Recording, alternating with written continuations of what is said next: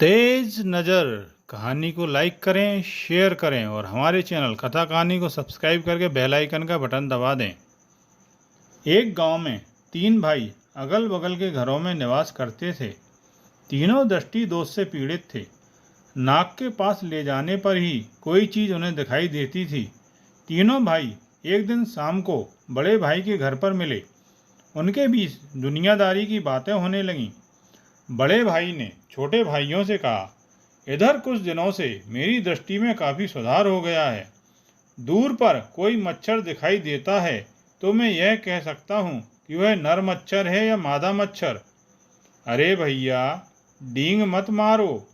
एक हफ्ते पहले तुम दिन के वक्त एक बहंगी पर गिर गए थे। क्या वह बात इतनी जल्दी भूल गए? दूसरे ने टोका। अरे दिन की बात छोड़ दो। अंधेरे के बढ़ने के साथ साथ मुझे साफ दिखाई देने लगता है। कहते हैं कि कुछ लोग रात के समय अच्छी तरह से देख पाते हैं। बड़े भाई ने कहा, सिर्फ अपनी बड़ाई करने से क्या होता है? इसकी परीक्षा लेने पर ही असलियत का पता लग सकता है। छोटे भाई ने कहा। तो परीक्षा कैसे ली जाए? दूसरे ने पूछा। सुनो, मैं उपाय बता देता हूँ। हमारे मकान के सामने जो सराय है उसके द्वार पर कल सवेरे दाता का एक शिलालेख लगाया जाएगा। उस शिलालेख को पढ़ना ही हम लोगों की परीक्षा है। उस पर अंकित अक्षरों को हम में से जो नज़दीक से पढ़ेगा वह हारा हुआ माना जाएगा। उसे बाकी दोनों को दावत देनी पड़ेगी। यही शर्त होगी। तीसरे भाई ने कहा। उस शर्त को दोनों बड़े भाइयों ने मान लिया। छोटे भाइयों के चले जाने के बाद बड़े भाई के मन में चिंता पैदा हो गई, क्योंकि वह उस शिलालेख को नाक से छूकर ही पढ़ सकता था। बड़ा भाई देर तक सोचता रहा। आखिर उसे एक उपाय सूझ गया। सराय के गुमास्ता से पूछने पर वह बता देगा कि शिलालेख में क्या लिखा है। इस विचार के आते ही बड़ा भाई सराय में जा पहुंचा। गुमास्ता ने पूछा, मालूम होता है कि आप किसी खास काम से आए हैं? वैसे कोई खास बात नहीं है। सुना है कि कल यहाँ पर एक शिलालेख लगाया जाने वाला है। उस पर क्या क्या लिखवाया है? बड़े भाई ने पूछा। उस पर सिर्फ श्री रामचंद्र जी की कृपा लिखवाया गया है, गुमास्ता ने जवाब दिया। बड़ा भाई मन ही मन बहुत खुश हुआ और अपने घर की ओर चल पड़ा। सराय के द्वार पर दूसरे भाई से उसकी मुलाकात हुई, लेकिन दोनों भाई दृष्टि दोष के शिकार थे, इसलिए एक दूसरे को पहचान नहीं पाए। दूसरे भाई के मन में भी बड़े भाई का विचार आया। उसने भी सराय के गुमास्ता के पास पहुंचकर यही पूछा कि शिलालेख पर क्या क्या बातें लिखवाई गई हैं। प्रत्येक व्यक्ति को यही प्रश्न पूछते देख गुमास्ता आश्चर्य में आ गया। उसने बड़े भाई से जो बात कही थी वही बात दूसरे को भी कह दी, पर दूसरा भाई उस उत्तर से संतुष्ट नहीं हुआ। उसने फिर पूछा, शिलालेख किस रंग का है और उस पर किस रंग के अक्षर खुदे हुए हैं? सफ़ेद संगमरमर की शिला पर सोने के रंग के अक्षर खुदवाए गए हैं, गुमास्ता ने जवाब दिया। दूसरे भाई के चले जाने के बाद थोड़ी देर में छोटा भाई आ पहुंचा। उसने भी वही प्रश्न किया। गुमास्ता ने उस प्रश्न का वही उत्तर दिया। छोटे भाई ने फिर पूछा, श्री रामचंद्र जी की कृपा लेख के नीचे क्या दाता का नाम भी लिखवाया गया है? बहुत छोटे अक्षरों में अमुक आदमी कहकर दाता का नाम अंकित है, लेकिन शायद तुम फिर यह प्रश्न पूछोगे, उसका रंग क्या है? उसका लाल रंग है, गुमास्ता मंदहास करते हुए बोला। उस दिन रात को तीनों भाई अपने मन में यह विचार करते हुए कि मैं जीत गया हूँ, आराम से सो गए। सवेरा होते ही बड़े भाई के घर दोनों भाई आ गए। तीनों भाई जल्दी से जल्दी शिलालेख पढ़ने को आतुर थे, इसलिए बिना देरी किए तीनों गली में जा पहुँचे।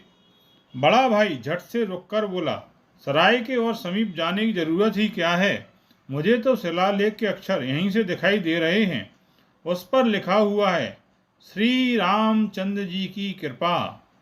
बड़े भाई की बातें सुनकर दोनों छोटे भाई चकित रह गए, पर दूसरे भाई ने संभल कर पूछा, यह बताओ कि शिलालेख किस रंग का है और उस पर किस रंग के अक्षर खुदे हुए हैं? बड़ा भाई विस्मय में आ गया। उसने दूसरे भाई से पूछा, रंग? क्या तुमको उसका रंग भी दिखाई दे रहा है?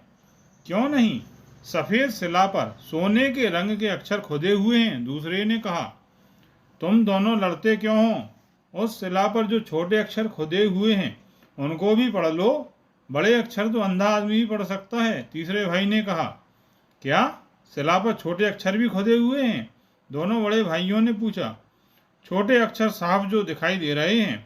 श्री रामचंद्र जी की कृपा के नीचे लाल रंग के अक्षरों में दाता का नाम अमुक आदमी स्पष्ट लिखा हुआ है। तुम दोनों की दृष्टि से मेरी दृष्टि कहीं साफ है। तीसरे ने कहा। बड़ा भाई दांव जीतने वाले छोटे भाई के पक्ष में हो जाने के विचार से बोला, हम तीनों की दृष्टि में तुम्हारी दृष्टि कहीं अधिक अच्छी है। इसके बाद मेरा नंबर आता है। बड़े अक्षरों को सबसे पहले मैंने ही पढ़ लिया है। तुम दोनों सराय के और समीप जा रहे थे, मैं यहीं पर रुक गया, इसलिए हम दोनों को दूसरा भाई दावत देगा। दूसरे भाई ने आपत्ति उठाई, जो आदमी शिला के और उसके अक्षरों के रंग को नहीं पहचान सकता, उसकी जीत कैसे मानी जा सकती है? थोड़ी देर तक तीनों भाई आपस में झगड़ते रहे। आखिर किसी बुजुर्ग आदमी से इसका फैसला कराने का निश्चय किया गया। इतने में सराय का वही गुमास्ता वहां पर आ पहुंचा। इस पर बड़े भाई ने उससे पूछा, महाशय, हम नहीं जानते कि आप कौन हैं, कृपया हमारा फैसला कीजिए। इस सराय के शिलालेख पर श्री रामचंद्र जी की कृपा लिखा हुआ है या नहीं? लिखा हुआ है, गुमास्ता ने उत्तर दिया। वह शिला सफ़ेद संगमरमर की है और उस पर सोने के रंगे अक्षर खुदे हुए हैं।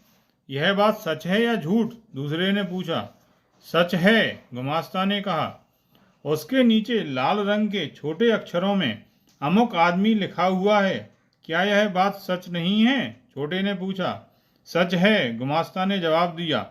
इस पर वे तीनों भाई यह कहते हुए झगड़ने लगे कि मेरी ही दृष्टि सबसे अच्छी है। इस पर गुमास्ता ने उनको रोकते हुए कहा, मैं यह नहीं कह सकता कि तुम तीनों की दृष्टि किसकी दृष्टि से ज़्यादा साफ है, लेकिन मेरे विचार में तुम तीनों की दृष्टि एक जैसी है, क्योंकि सराय के द्वार पर अभी तक शिलालेख बिठाया ही नहीं गया है। यूँ कहकर वह अपने रास्ते चला गया। तीनों भाई एक दूसरे का मुंह देखते रह गए। आपने यह कहानी ध्यान से सुनी, इसके लिए धन्यवाद। आपको यह कहानी कैसी लगी कृपया कमेंट बॉक्स में जाकर लिखें।